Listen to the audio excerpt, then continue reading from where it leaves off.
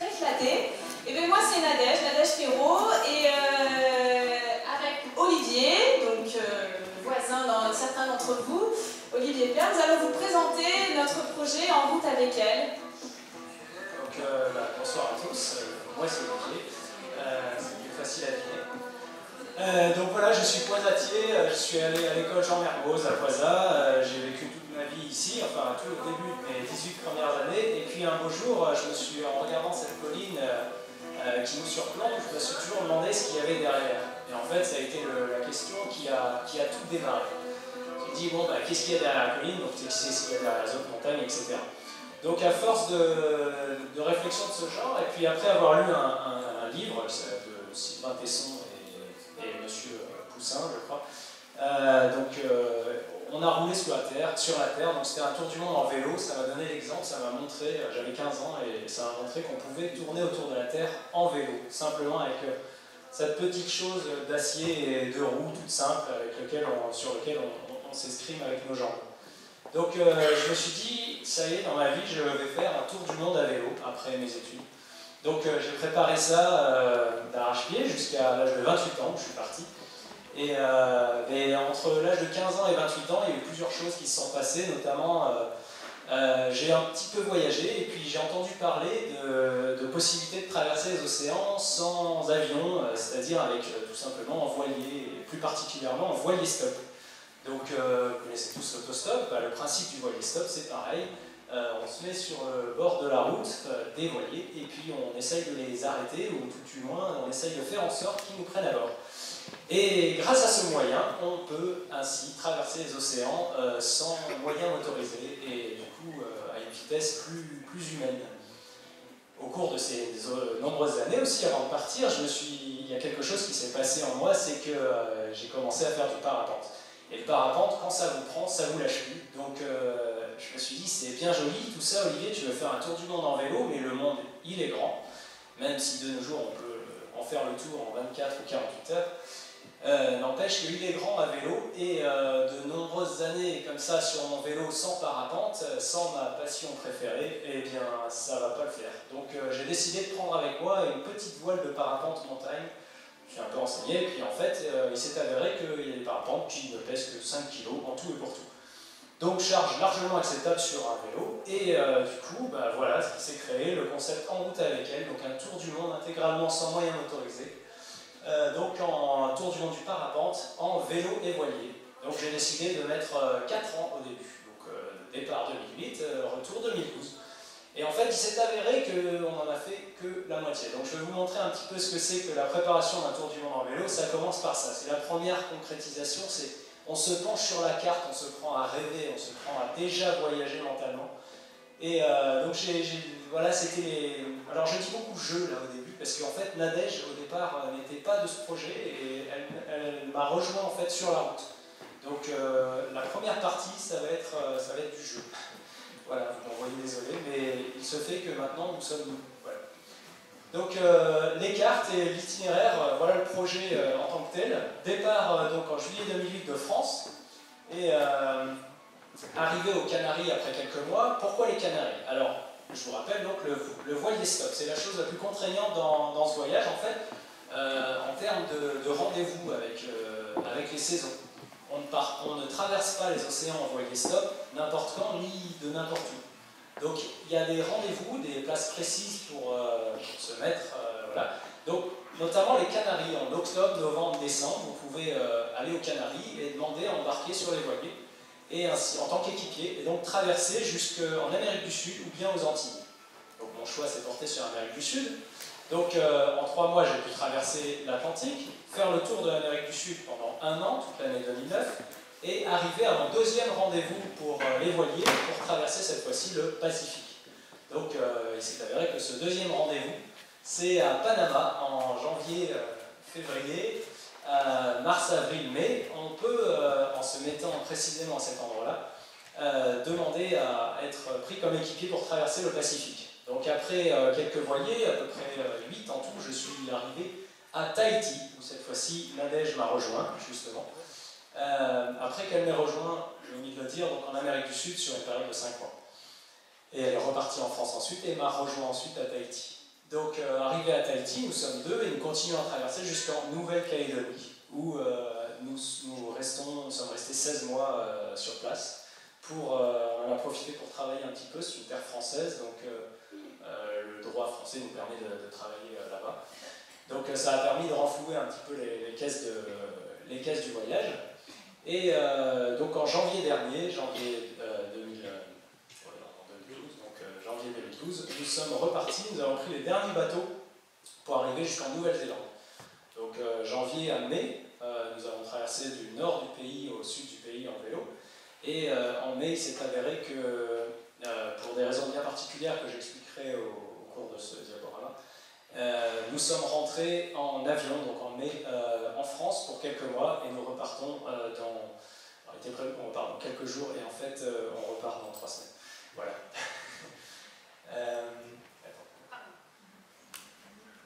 Donc voilà, nous repartons dans 3 semaines en Nouvelle-Zélande, récupérer nos vélos et nos bagages, et le futur de ce voyage, donc les 4 prochaines années, vu qu'en 4 ans on a fait la première moitié, donc les 4 prochaines années seront consacrées à rentrer à la maison. Donc nous traverserons la mer de Tasman, qui nous amènera en Australie, traverser de l'Australie avec un défi à la clé, c'est-à-dire de traverser en vélo tracté par un kite, et une toute petite traversée nous amènera en Indonésie, ce sera le dernier opus de Voilier Stop, et à travers l'Indonésie et toute l'Eurasie, à travers la Chine, l'Himalaya, Népal, l'Inde, Pakistan, Afghanistan, pas Afghanistan, mais l'Iran et tous les pays de l'Est de l'Europe, nous arriverons à la maison enfin pour peut-être à l'heure du dîner. Donc nous sommes en juillet 2008 et nous voilà prêts au départ. Vous reconnaissez peut-être cette maison pour les pointiers, c'est juste là-bas, 500 mètres. Et me voilà parti sur les routes du monde, Taïwan. Attention, il part. Quelle vitesse! Donc au début, évidemment, moi j'étais pas entraîné en vélo. Ça c'est important de le dire. Je ne savais pas faire ni du vélo de voyage, ni du voilier, un petit peu du parapente, mais pas beaucoup non plus. Donc je me lançais sur quelque chose qui pouvait ressembler à un énorme défi. Et ça l'était un petit peu pour moi aussi. Mais en fait, j'ai été rassuré par une chose, c'est qu'à condition d'aller doucement dans les choses qui nous font peur, on peut toujours arriver à réussir tous ces défis-là, qui nous font pourtant si peur au début comme ça. Donc il suffit d'y aller doucement. Donc le premier jour, à 35 km de la maison, j'ai planté ma tente. Voilà. Et de fil en aiguille, je suis arrivé en Espagne. Et là, j'ai rencontré un bonhomme qui m'a dépassé comme une flèche. C'était sur l'autoroute, parce qu'on fait du vélo sur l'autoroute là-bas. Et il s'appelle Geoffrey, et il s'est avéré qu'il est français, donc j'ai essayé de le rattraper très rapidement, et on a pu discuter un petit peu, et lui il me disait, je pars pour faire le tour de la péninsule ibérique, Portugal, Espagne, etc., en 3 semaines, c'est-à-dire 200 km par jour. Alors, à côté de mes 35-60 km de moyenne, je faisais piètre figure. Donc c'était un véritable athlète, et à force de discuter, on s'est pris en sympathie, et du coup il a décidé, lui, de revoir à la baisse ses objectifs et du coup de faire plus que la moitié. Et par contre, il m'a fallu quand même un peu y mettre du mien. Et donc le premier soir, au lieu des 60, on a fait 120 km.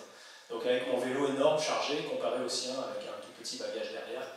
Voilà. Donc il m'a tiré vers le haut et à force, on a fini par faire 120, 130, 140, puis 180 km dans la journée. Très content.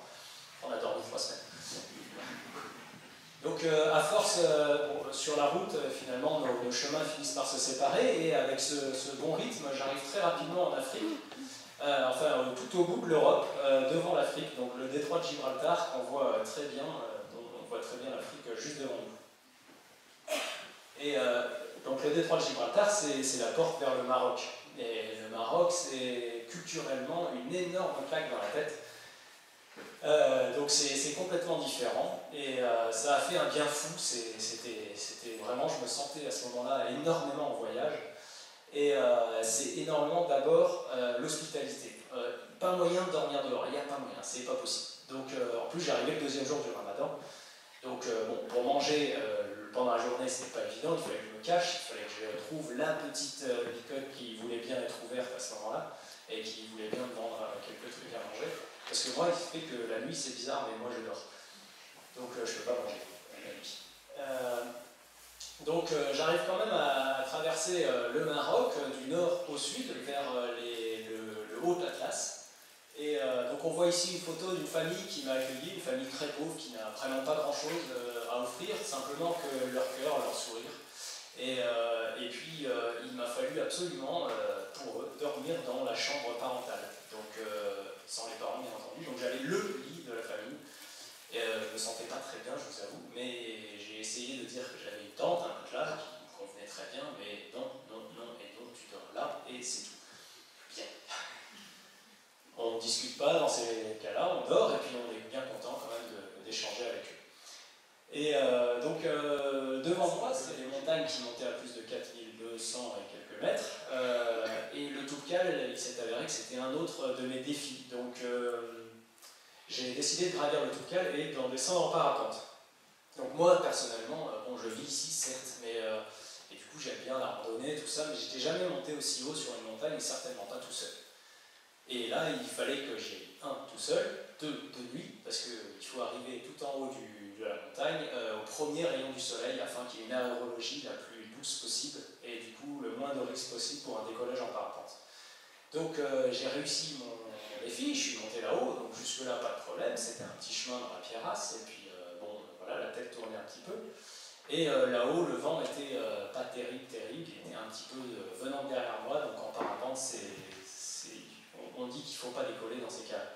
Bon, malgré tout, après 4 heures de réflexion, j'ai finalement opté pour le décollage.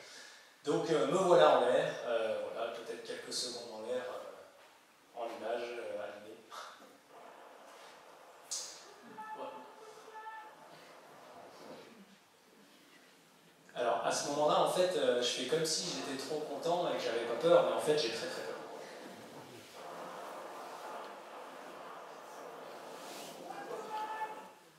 Voilà.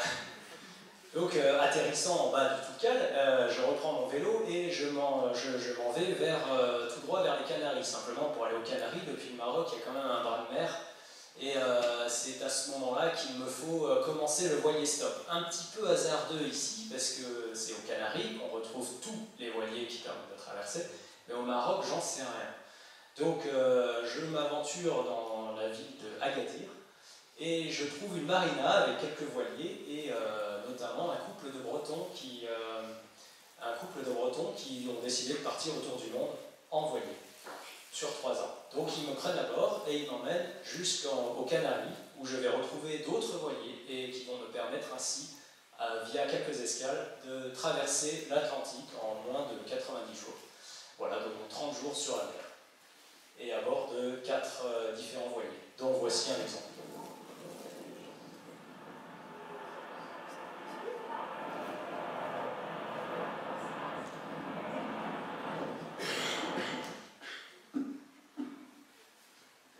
Escale s'est avéré être le Sénégal, donc on arrive à Dakar et je reprends mon vélo pour quelques semaines à travers le pays et essayer de sentir un petit peu le pays à ma façon, à ma manière, loin des villes, loin des hôtels où pourtant les voileux, donc les personnes qui font de la voile, les plaisanciers on dit, je crois, donc rester plutôt en ville. Moi j'ai décidé de prendre mon vélo et d'aller un peu dans l'arrière-pays. Je trouve, ma recherche c'est un peu d'authenticité.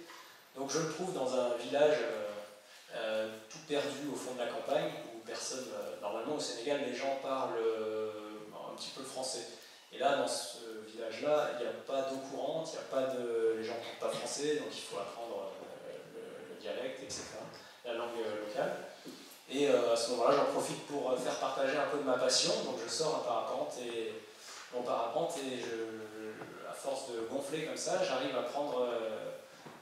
les enfants viennent autour de moi et demandent à essayer, donc et voilà, essayer à voler un petit peu au-dessus de leur terre. Donc pour eux comme pour moi, c'était un moment de forte émotion.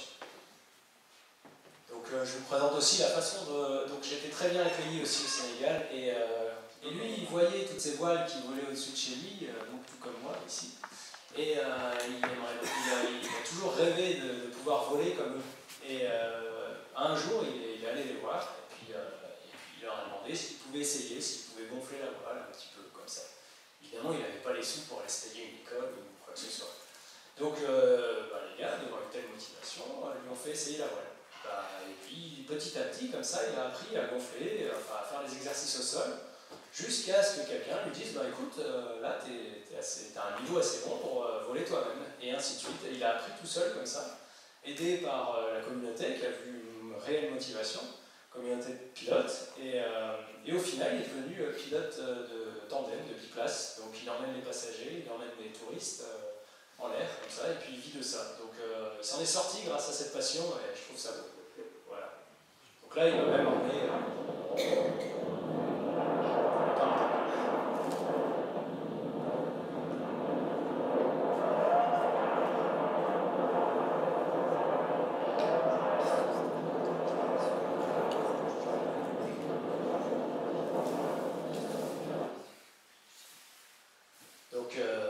Rio de Janeiro, c'est aussi une ville gigantesque. En général, je ne suis pas très ville, enfin, dans les voyages.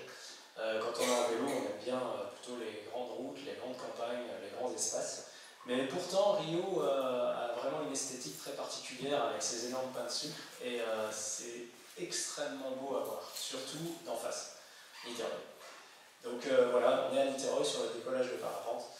Et me voilà reparti après 3 semaines chez le même Paolo qui m'avait invité chez lui. Et donc là, me voilà sur les routes à travers l'Amérique du Sud, sur les pistes. Donc quelques galères inhérentes au voyage en vélo, donc les crevaisons. Bon, pourtant, voilà, sur un des 2 pneus de mon vélo, j'ai réussi à faire 10 000 km sans une crevaison, donc c'est quand même pas mal. Et la route, elle mène tout droit vers le sud. Pourquoi? Parce que, en fait, ce que je voulais, c'était voir l'Antarctique. Mais bon, il s'est avéré qu'en un an, c'était impossible d'aller jusqu'en Antarctique et de remonter ensuite jusqu'à Panama. Donc je me suis contenté d'aller à un point quelconque, en fait, qui était Mendoza. Et c'était l'endroit le plus au sud auquel je suis allé en Amérique du Sud. Donc j'ai traversé l'Argentine, et l'Argentine, j'y ai vu les cow-boys argentins qu'on appelle les gauchos. Donc l'Argentine, c'est très plat, il y a des énormes haciendas, en fait, de 50 km de long. Donc pendant toute une journée, on passe devant chez quelqu'un. Puis après, le jour d'après, on passe devant chez son voisin. Voilà. Donc ils ont beaucoup de chevaux, évidemment, pour gérer toutes ces haciendas. Et ça m'a donné une idée pour un prochain voyage, effectivement. C'est peut-être moins fatigant. Alors, ici, à force de pédaler donc, sur les routes, je me suis rendu compte d'une chose, c'est que sur les routes, je ne suis pas tout seul. Et en fait, ça c'est quelque chose que les gens ils devraient tous se rendre compte un petit peu. En fait, on doit partager la route avec les autres utilisateurs. Et en Amérique du Sud, particulièrement en Argentine, et surtout sur la route Mendoza-Santiago, au Chili, il y a beaucoup de camions. Et les camions, c'est devenu assez rapidement l'ennemi numéro 1 du cycliste.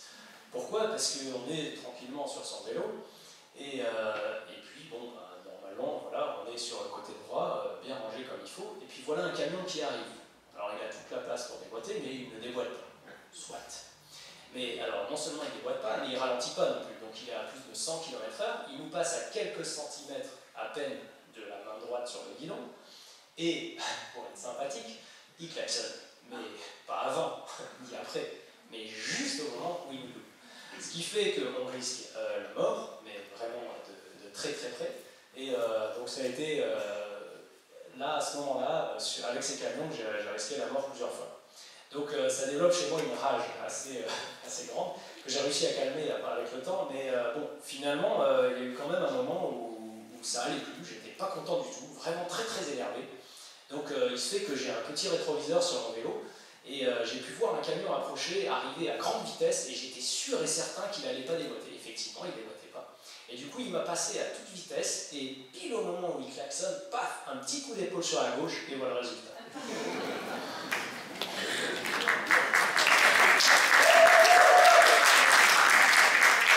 Bling bling. Allô Olivier, t'es où là?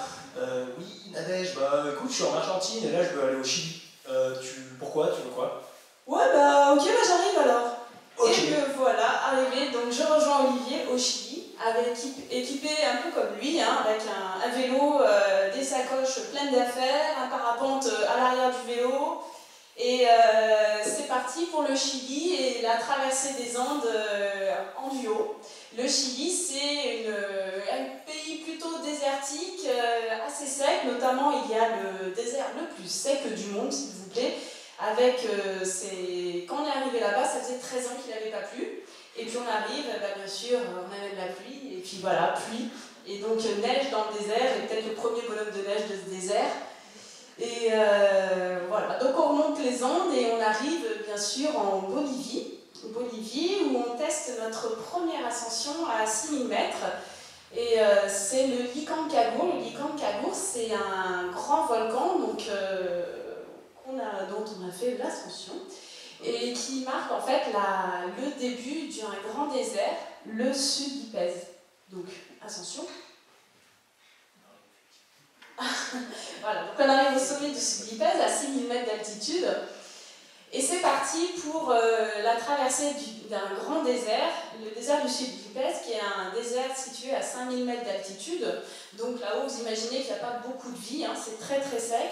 Et puis, vu l'altitude, il n'y a pas grand monde qui veut y vivre, il n'y a aucun village, il n'y a pas un brin d'herbe, il n'y a pas d'animaux. C'est minéral, donc vous avez des lacs très très minéralisés, remplis de plomb, d'arsenic naturel, bien sûr, hein, qui font des couleurs fantastiques. Vous avez aussi ces formations géologiques des cailloux érodés non pas par la pluie, mais par le vent et le sable, qui font des choses qu'on appelle des arbres de pierre. Et puis il y a des sources chaudes aussi, donc il fait très froid là-bas. On a 0 degré la journée et moins 20, moins 30 degrés la nuit. Donc vous vous levez le matin, votre transpiration a gelé pendant la nuit, vous êtes recouvert de neige dans la tente. Voilà. Donc là on a Olivier qui se baigne dans une source chaude à 40 degrés, donc c'était le seul bain de ce désert. Et on a aussi des grands bivouacs assez fantastiques parce que la spécificité aussi de ce désert où il n'y a pas de vie, c'est qu'il y a le silence.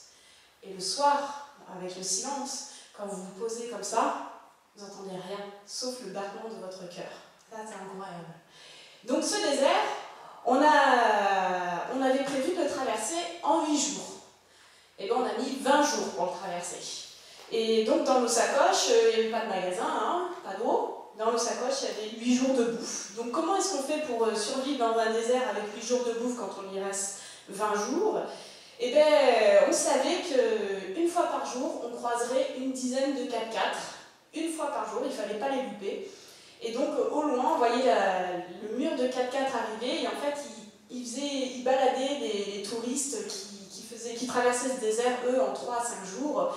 Et donc il fallait les alpaguer et aller leur demander d'acheter à manger ou à boire, ce qui nous donnait généreusement en général, ce qui nous a permis de survivre donc, dans ce désert et d'arriver au bout, au bout de ces pistes de sable dans lesquelles des fois on avait fait 5 km par jour tellement on a lutté contre le vent et l'ensevelissement des vélos. Avant je faisais 120 kg. Voilà, donc là on a fait 20 jours à 5000 mètres d'altitude, puis on descend doucement vers 4000 mètres d'altitude, et là la végétation, la vie commence à reprendre son cours, et on aperçoit quelques animaux par-ci par-là, notamment les fameux lamas qui ont envie de faire des gros câlins, et jusqu'à arriver au lac salé asséché, en fait le salar de Uyuni, qui est en fait un grand lac qui s'est complètement évaporé, ne laissant plus que le sel, donc une croûte de sel très dure sur laquelle c'est un vrai régal de rouler. Donc je vais laisser Olivier vous raconter. Alors le salar de Uyuni, effectivement, après une vingtaine de jours a tiré le vélo de 60 kg dans le sable à 5000 mètres d'altitude, donc pas beaucoup d'oxygène. C'était très très éprouvant, en fait, Nadège, elle a bien choisi son moment pour venir, parce qu'en fait c'était le moment le plus difficile de tout le voyage. Et quand on est arrivé devant ce billard de 200 km de diamètre, on a pleuré de joie quasiment. Donc on a commencé à rouler dessus, c'était comme un bitume parfait, c'était magnifique, à perte de vue, on ne voyait rien d'autre que du blanc et le bleu du ciel. Et à ce moment-là, j'ai senti une petite brise qui venait du nord.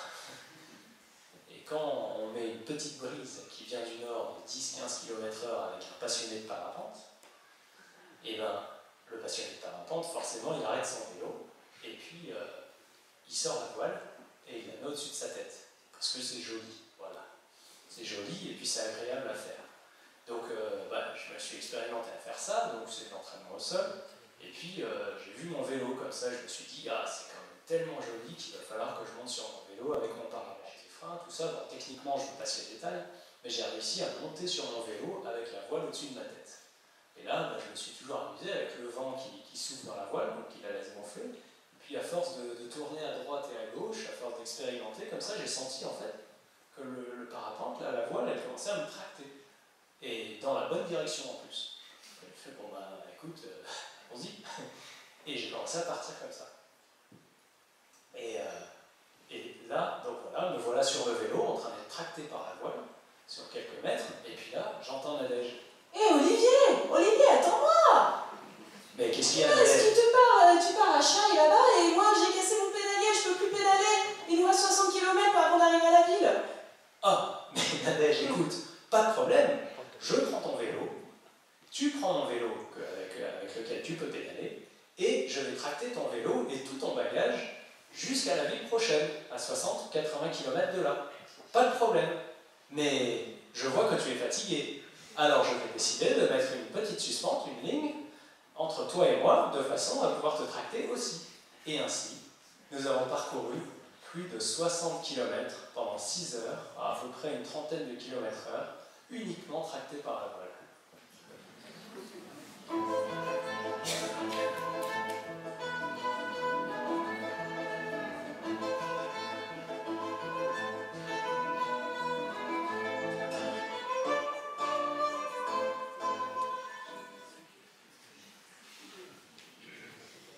Donc après ce lac salé, nous retrouvons nos chères pistes sableuses et ensablantes et ensevelissantes pour quelques jours jusqu'à arriver à un beau jour, un merveilleux jour où au milieu du désert, paf, l'asphalte, la route est là. Voilà. Donc aux joies, au bonheur, nous pouvons rouler enfin de plusieurs kilomètres par jour sans lutter jusqu'au lac Titicaca. Donc le lac Titicaca, bien connu, la plus grande étendue d'eau, la plus haute étendue d'eau du monde. Nous restons quelques jours.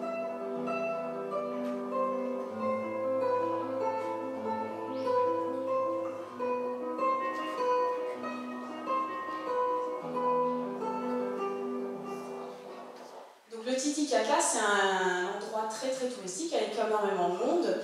Mais on arrive à trouver des villages où finalement il n'y a pas beaucoup de monde qui passe. Et donc nous on prend ces routes. Et voilà, au cours du voyage, bien sûr, quand on fait une crevaison, quand on casse quelque chose sur le vélo, et on met le vélo sur le côté et on répare. Et là, les villageois nous entourent de tout le village et se marrent de nous voir bricoler et de nous voir faire des kilomètres en vélo, de faire toutes ces distances en vélo, alors qu'il y a des bus, voyons. Ce boulon sorti de ma roue, c'était inénarrable.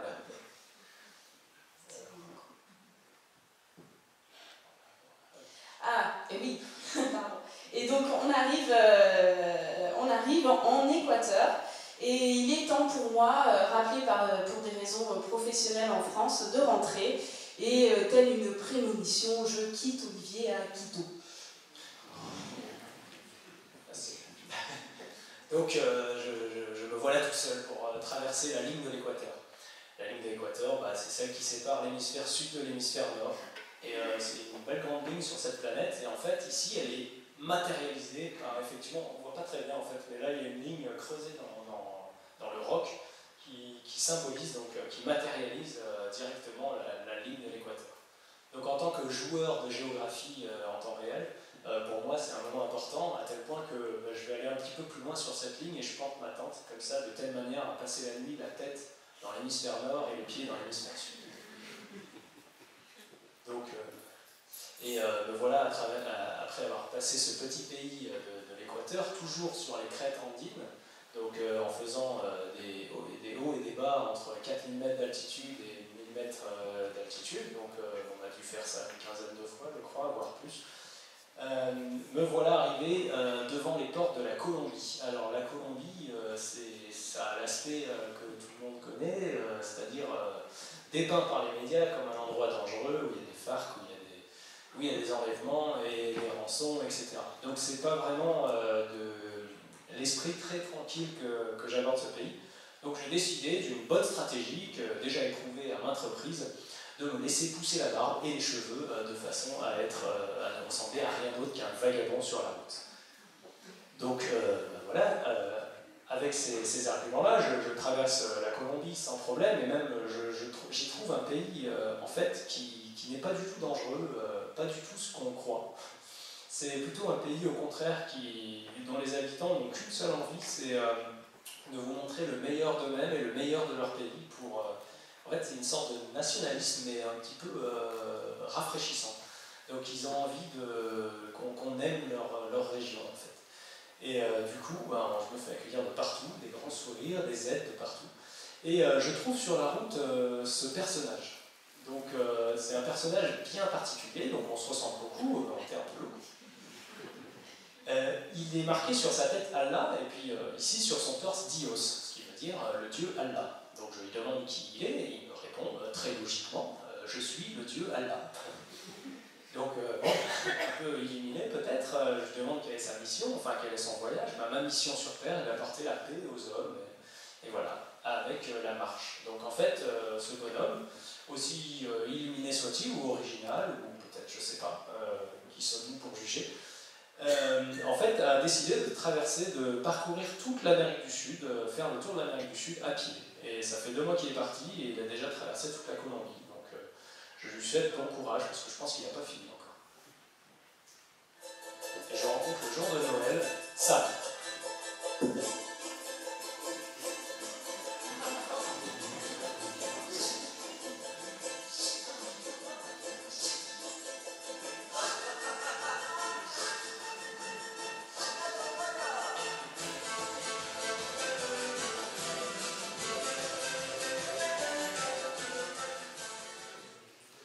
C'est le côté magnifique du voyage, c'est de rencontrer en fait des gens qui ont les mêmes passions, qui ont parfois des idées assez similaires aux nôtres, malgré l'originalité qu'on pourrait voir dans traverser le monde en vélo.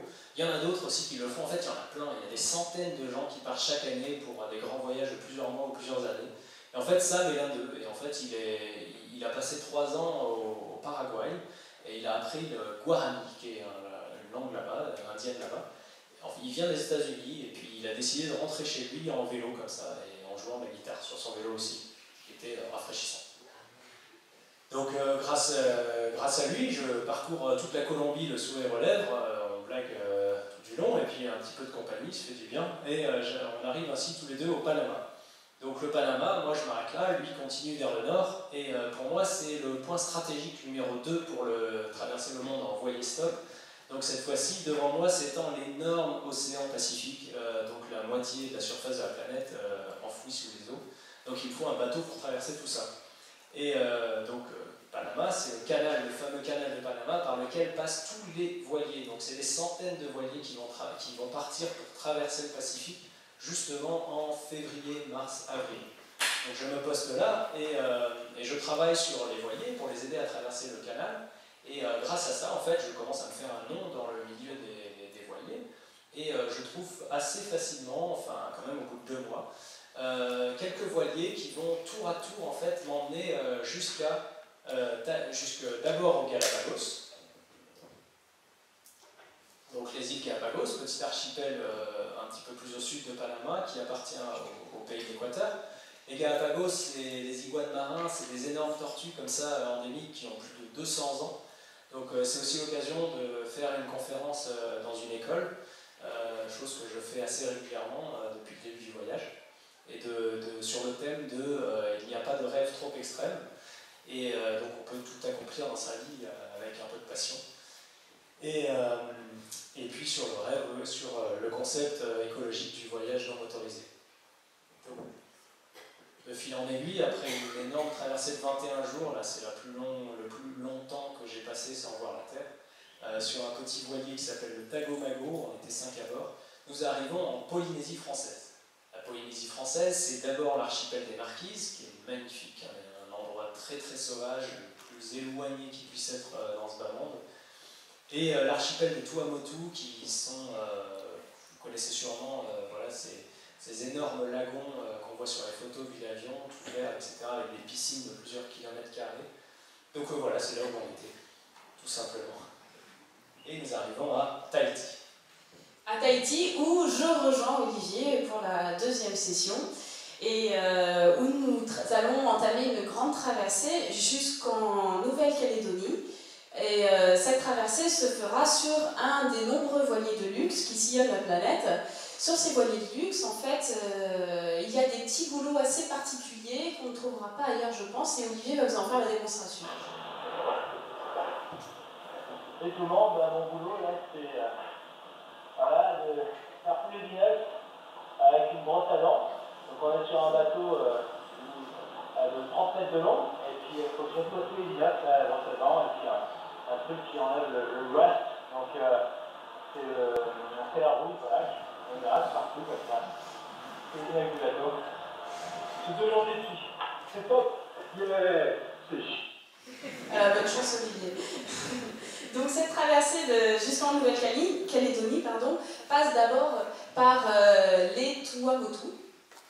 Voilà, les Tuamotu qui est un petit archipel perdu dans le Pacifique où vous trouverez de toutes petites îles, des tout petits atolls de 10 km de long, voire plus petits, et où se déroule un mois de fêtes traditionnelles avec des concours de chant, de danse traditionnelle et de courses de portée de fruits.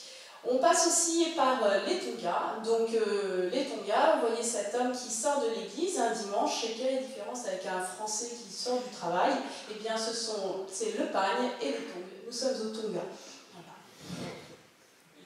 Et on arrive enfin, après 20 jours de traversée, en Nouvelle-Calédonie. Donc la Nouvelle-Calédonie, comme je vous l'ai dit tout à l'heure, c'est un pays français où on en profite pour travailler et mettre à bas l'idée qui veut que les baroudeurs n'arrivent pas à se réinsérer dans la société. En effet, Olivier devient ingénieur mécanique dans les éoliennes, puis professeur de mathématiques dans les collèges, et moi je travaille comme hydrogéologue dans le service public. Tout ça pendant 1 an. En Nouvelle-Calédonie, donc ce sont une expérience particulière. Et donc la Nouvelle-Calédonie, c'est une ancienne colonie française. Donc la France y a apporté la religion chrétienne qui a très bien fonctionné, on va dire. Et donc là-bas, les gens sont de fervents croyants. Et illustration par la décoration de cette tombe lors de la Toussaint. Lors de la Toussaint, donc tout le monde, toutes les familles vont passer toute la journée sur la tombe de leurs proches disparus, décorant les tombes magnifiquement comme ici, et donc restant proches de avec leurs proches disparus toute la journée. La Calédonie aussi, donc c'est situé dans les tropiques, et qui dit tropique dit cyclone. Les cyclones, c'est 180 km de vent. Donc 180 km de vent, ça vous arrache des toits, ça fait couler des bateaux, ça détruit des palmeraies entières, c'est énormément d'eau aussi. Donc voilà, ça fait des grosses fêtes d'eau. Ça fait marcher l'économie locale. Voilà, ça, on relance ça chaque année. Et donc passé les cyclones, nous trouvons un bateau pour repartir pour de nouvelles aventures en Nouvelle-Zélande cette fois-ci. La Nouvelle-Zélande, vous avez sûrement vu les paysages issus du Seigneur des Anneaux. Donc ce sont des énormes paysages absolument grandioses, avec illustration ici par le volcan du Mordor. Et c'est aussi donc la Nouvelle-Zélande, c'est une colonie anglaise donc c'est des Anglais qui ont peut-être fui les pluies et le brouillard de l'Angleterre et qui sont venus s'installer en Nouvelle-Zélande, plus proche de la nature, plus proche de la nature. Et donc c'est un esprit particulier avec par exemple des nouvelles inventions comme le fire bath. Donc vous voyez ici Olivier qui fait le test. C'est une baignoire qu'on installe dans son jardin, qu'on remplit avec l'eau de la rivière qui passe dans le jardin bien sûr, et qu'on fait chauffer avec un feu installé sous la baignoire. Et donc ça vous permet de prendre un bain sous les étoiles dans une eau tout à fait bouillonnante presque. Il faut rajouter un petit peu d'eau froide de temps en temps si on ne veut pas complètement cuire. Et puis, une autre invention découverte au cours du voyage, que je vais vous laisser Olivier vous présenter. Ouais, donc en fait, c'est une petite invention qu'on a trouvée justement au cours du voyage en Calédonie. Ça consiste à recycler une canette. En fait, les canettes qu'on jette sur les bords des routes, j'en ai vu des milliers, voire des millions, surtout en vélo, on voit tout ce qui est jeté par les voitures. Et en fait, il s'est avéré que c'est recyclable très facilement. Donc, il y en a qui recyclent ça en aluminium, mais bon, c'est un process assez coûteux en énergie. Moi, ce que j'ai trouvé, c'est avec un couteau et puis des ciseaux, j'arrive à fabriquer ce genre de choses. Donc, en fait, c'est un réchaud. Donc, c'est pratique pour le camping, ça pèse 10 grammes. Et avec de l'alcool à brûler, ici, on arrive à fabriquer, à faire un véritable réchaud. Donc, une petite démonstration en vidéo, parce que ici, on va peut-être pas faire du feu.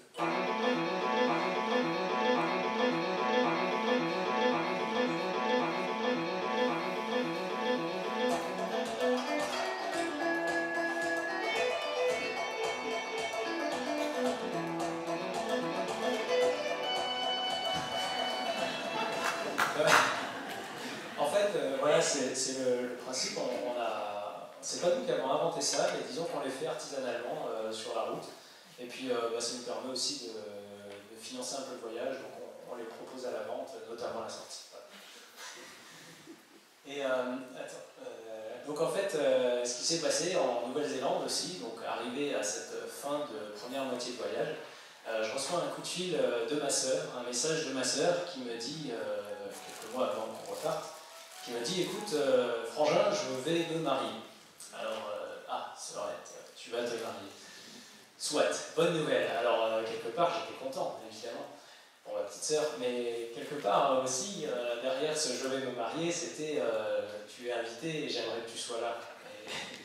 Et que tu sois là en France, dans quelques mois. Et voilà, j'avais encore 20 à 30 000 km à faire en vélo, et en quelques mois, c'était pas faisable. Donc il a fallu prendre là une grosse décision. Moi, mon idée première, c'était de faire le tour du monde en une fois, sans moyens motorisés. Donc il y a un aspect esthétique, il y a un aspect éthique, il y a un aspect tout ce qu'on veut en fait. Il y a plein de choses derrière et pour moi c'était très important de faire tout ça de façon pure un peu. Et il y a eu une réflexion aussi, c'était qu'au bout de 4 ans, les proches, le temps passe et les proches, on les voit moins, on les voit pas, on les voit par Skype, on les voit par internet, on les voit au téléphone, voilà.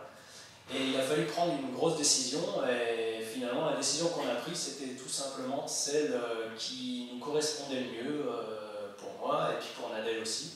Et celle qui nous correspondait le mieux c'était ce qui nous avait fait nos racines, c'est-à-dire la famille, les amis. Et par rapport à une éthique pure, de puriste, en fait là on s'y retrouvait aussi, mais on s'y retrouvait moins. Voilà. D'où notre décision de revenir en France. Et on a étudié les différentes possibilités de revenir avec un impact écologique un peu moindre. Donc le cargo stop, le voilier stop, l'autostop en prenant l'avion que jusqu'en Asie, etc. et de faire le reste en autostop. Et tout ça, c'était pas gérable en moins de 6 mois, donc pour l'aller, et puis pour le retour, c'était 6 autres mois. Donc c'était toute une autre aventure qui se dessinait. Donc finalement, on est rentré en avion. Voilà. Donc c'était pour vous dire ça. Et tant mieux, parce que ce qu'on a trouvé au bout du compte, c'était une réflexion qui a duré plusieurs mois, et au bout du compte, voilà, donc une image de la famille, du mariage de ma sœur, des amis ici aussi, voilà, donc c'était très important, et je crois qu'on est tous les deux très très contents d'être revenus en France, de vous voir ici aussi, voilà, je suis à Poisa, je suis en train de faire une conférence devant voilà, les gens autour desquels j'ai vécu toute mon enfance. Voilà, c'est très important et c'est quelque chose qui nous fait grandement plaisir. Donc la première partie du voyage c'est terminé, la deuxième commencera bientôt, dans 3 semaines. Si vous avez des questions, il y a un... Pourquoi tourner dans ce sens? Excellente question. Et ben, en fait, au début, j'étais comme vous. Je me suis dit, je vais aller dans l'autre. Enfin, je ne sais pas si vous avez pensé ça. Je vais aller vers l'Est, parce que tout simplement, il y a le continent asiatique, et c'est fascinant. Et puis, puis c'est des routes, donc ça me paraît évident de partir en tour du monde à vélo vers l'est. Et en fait, donc pendant des années, je me suis dit, je vais aller vers l'est, très bien, ok. Et j'apprendrai l'espagnol à la fin. Et le voilier stop, ce sera un problème auquel je songerai plus tard. Et puis, il y a quelques mois de mon départ, j'ai rencontré un grand voyageur, d'autres voyageurs, qui avaient eux-mêmes fait un tour du monde à vélo aussi. Et il m'a dit, mais si tu veux faire du voilier stop, si tu veux aller avec les voiliers, il va falloir que tu ailles avec les alizés, c'est-à-dire que tu ailles vers l'ouest. Et du coup, ça a complètement changé le sens de mon voyage. Alors, j'ai conservé l'itinéraire, mais voilà, j'ai changé de sens tout simplement. Il a fallu du coup que je me suis dit, il faut que j'apprenne le portugais, il faut que je me renseigne tout de suite sur le voilier stop. Du coup, ça m'a fait une telle angoisse que je suis tombé malade. Et voilà, je me suis sorti du lit une semaine après, j'étais guéri et prêt à partir vers l'est, vers l'ouest.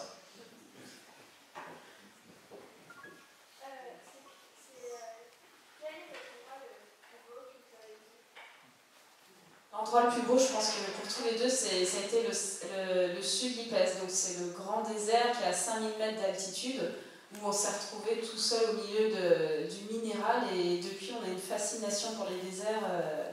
On cherche les déserts depuis. Il y en a beaucoup qui disent qu'en fait, dans les déserts, il n'y a rien à voir, mais en fait, je crois qu'il y a tout à voir. Et surtout ce Salar d'Uyuni, cet immense lac salé, la grande plaque blanche, ça, c'était le plus beau.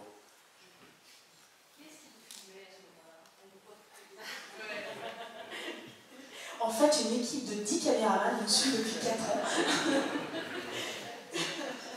Non, on n'a pas de caméraman. En fait, c'est Geoffrey, la personne que vous avez vue au départ en Espagne. Et il s'est avéré que, vraiment, un fait incroyable, mais on traversait comme ça donc le parapente qui nous tractait, et on voit 2 vélos comme ça à l'horizon. Et puis les vélos, ils arrivent vers nous. Du coup, je dis en anglais, puisque là-bas, quand on voit des vélos, en général, c'est des gringos, donc enfin voilà, l'américain ou autre, mais l'échange se fait plutôt en anglais. Je fais « Hey, guys !» Enfin, bref, hello, qui êtes-vous? Salut, venez avec nous, ça va, et tout ça. Et le gars me répond en français, Olivier?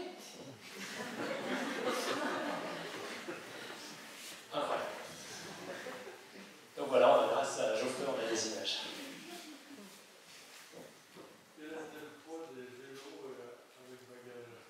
Le poids, alors au départ, je suis parti avec 65 kg et je l'ai regretté pendant longtemps. Et après, en fait, à Santiago, j'ai passé je crois, une semaine ou 2 en fait, à découper les étiquettes de tous mes vêtements et j'ai tombé 10 kg comme ça. Alors, c'est pas que les étiquettes, c'est aussi tout le reste, mais bon, voilà, le principe était là. Quand on prend un objet qui fait 100 grammes et qu'on lui enlève 10 grammes, et ben on lui a enlevé 10%. Faites la même chose sur tout, et de 65, vous enlevez 6,5 kg. On voit que ça marche pas avec les cheveux, par contre. Tu sors.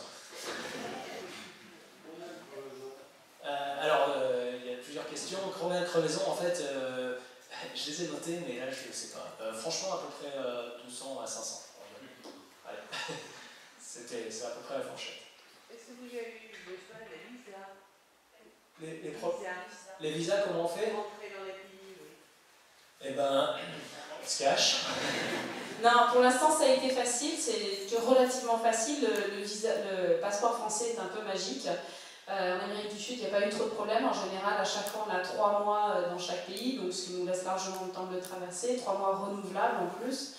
On a eu quelques soucis en Nouvelle-Zélande, où justement on cherche à rester 12 mois. Et là, il a fallu faire tout un dossier. On a passé plusieurs jours à faire ce dossier pour obtenir ce visa, pour bien vendre notre projet, en fait, vendre au gouvernement néo-zélandais notre projet. Et en fait, la vraie course des visas, la vraie guerre des visas va commencer en Asie. Et où là, on va se renseigner dardard. Tout ce qui est Amérique du Sud, c'est 3 mois renouvelables une fois pour chaque pays, et on peut rentrer, sortir, rentrer, donc c'est vraiment facile. On peut vivre là-bas sans problème, sans avoir à se naturaliser dans le pays ou autre quoi.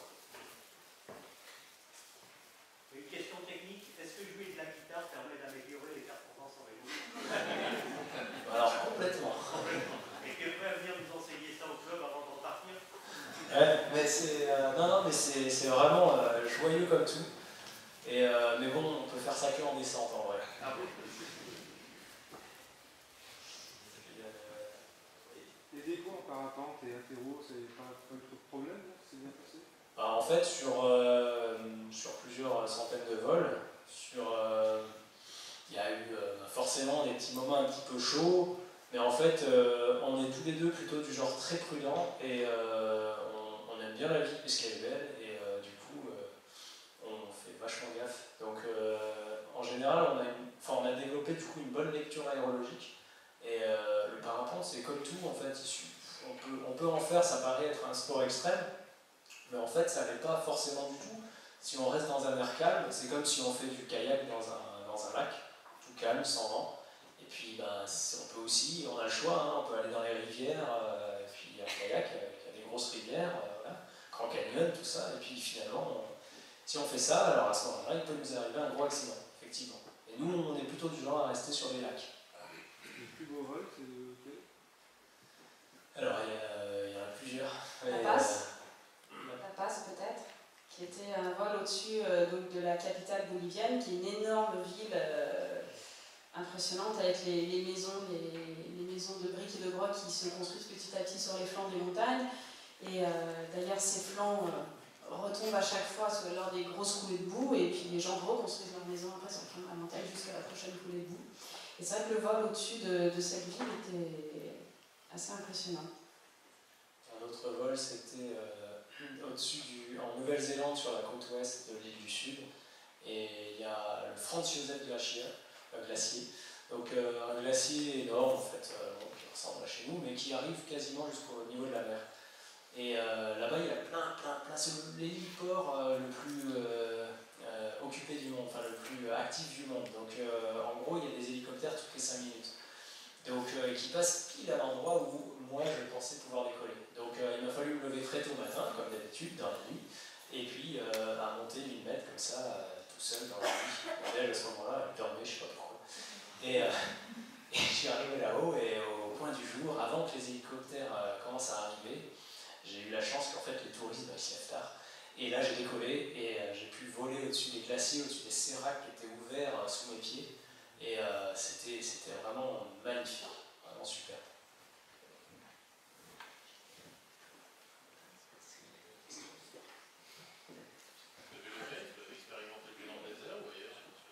En Nouvelle-Zélande, justement, aussi, il y a la 90 Mile Beach, que mon frère là-haut connaît, parce qu'il a mis sa voiture qu'il avait louée enfournée dans le sable. Et nous, du coup, on a descendu en vélo-kite aussi là-dessus. On a réexpérimenté le concept. En fait, là, on est quasiment dans l'entraînement. On a vraiment le défi prochain, c'est de traverser toute l'Australie. Donc, c'est 3000 x 2, enfin bien 6000 km dans le désert, sur une route, et avec pas beaucoup de voitures, pas beaucoup de trafic. Et là, on aura des kites adaptés pour pouvoir nous tracter tout le long. Donc voilà, je vous invite à voir ça sur le site quand ce sera d'ici un an, enfin, à peu près. Quel est le meilleur petit boulot que j'ai fait? Franchement, la brosse à dents, c'était génial.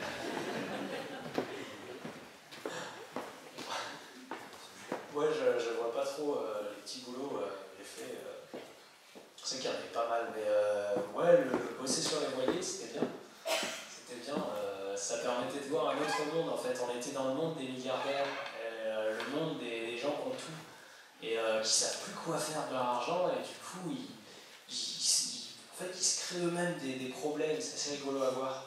Et du coup, en fait, ils engagent plein de monde pour faire plein de boulot, etc. Et après, ils se plaignent de ces gens-là parce que le personnel de nos jours, c'est pas ça, etc. Voilà. En fait, c'est drôle, quoi. Ils m'ont embauché pendant 2 semaines pour gratter à la brosse à dents leur inox, quoi. Ils me payaient tous les jours. Il dit tout ça pour le confort des yeux, de 1 à 5 personnes. Voilà.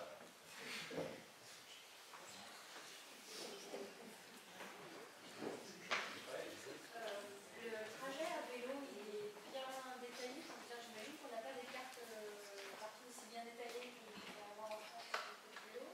C'est l'approximatif, c'est relativement bien direction sur... Ouais, en fait, partie du avec Olivier, on a suivi la panaméricaine. L'Amérique du Sud, il n'y a pas beaucoup de routes, si ce n'est la panaméricaine où circulent tous les gros camions, donc là, il n'y a qu'à suivre la panaméricaine. Après, l'océan, c'est des routes de voiliers, et qu'est-ce qu'il y a eu comme gros continent? Maroc aussi. En fait, souvent, on passe par les routes principales, parce que c'est la ligne la plus directe, et qu'en vélo, faire un détour, c'est tout de suite plusieurs mois de détour, quoi. L'exemple le plus récent, c'était la Nouvelle-Zélande, où finalement, en fait, ils nous donnent des cartes dans les offices de tourisme, c'est comme en France, hein, on arrive dans un office de tourisme, on donne la carte de la région, et du coup, on peut arriver à trouver les itinéraires bis. Après, ça dépend si on est pressé ou non, du coup, soit on prend la route principale pour aller plus vite, soit on s'amuse à prendre des petits chemins de traverse, etc. Qu'on trouve avec Google Earth aussi, par exemple.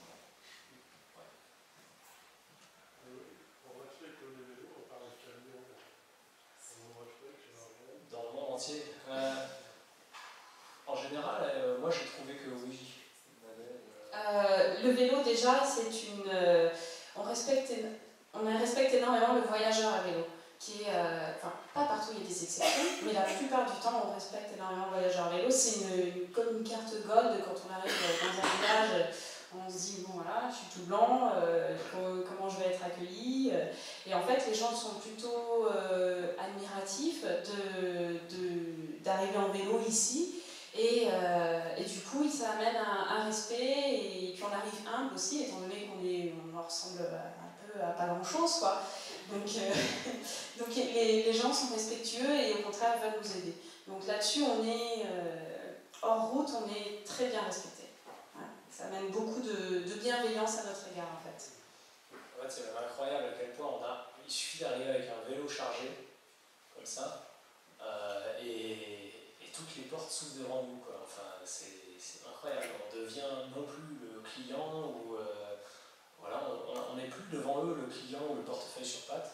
On est portefeuille sur roue. Non, on est tout simplement je sais pas, une sorte de héros local soudain, et du coup on devient l'ami, on devient et du coup les portes s'ouvrent et on expérimente les choses que quelqu'un qui arrivera en avion, qui voyagerait de façon un peu plus, on va dire, standard, va passer par les chemins touristiques tout tracés.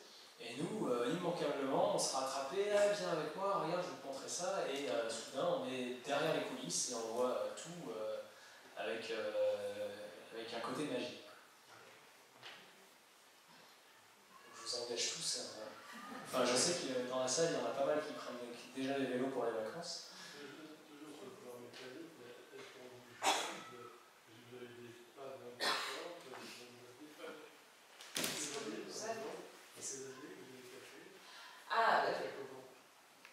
J'ai dû faire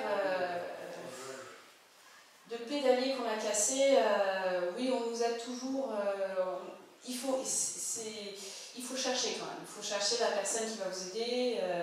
Mais oui, en effet, la personne, je crois qu'on m'a taillé la pièce carrément que j'avais cassée. Elle a été retaillée dans un plastique, en fait.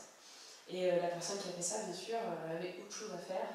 Et donc moi, j'ai patienté un peu toute la journée pour avoir cette pièce, mais il a été bien sympathique de me la faire. Voilà.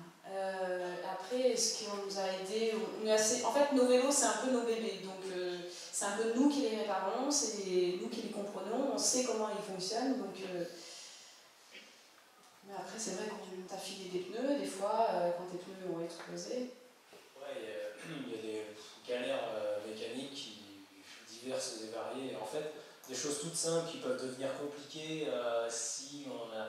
Parce qu'en voyage en vélo comme ça sur plusieurs dizaines de milliers de kilomètres, on cherche toujours à pousser au bout, c'est-à-dire mon pneu avant par exemple, petite histoire, il a tenu 22 000 km.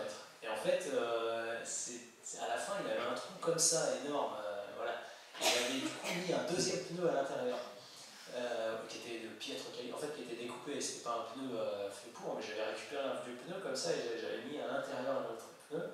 Et du coup, bon, il y avait quand même une énorme hernie sur le pneu, et je voulais absolument finir la Colombie avec ce pneu pour me dire j'ai fait le tour, je suis arrivé jusque là, jusqu'à Panama, avec un pneu.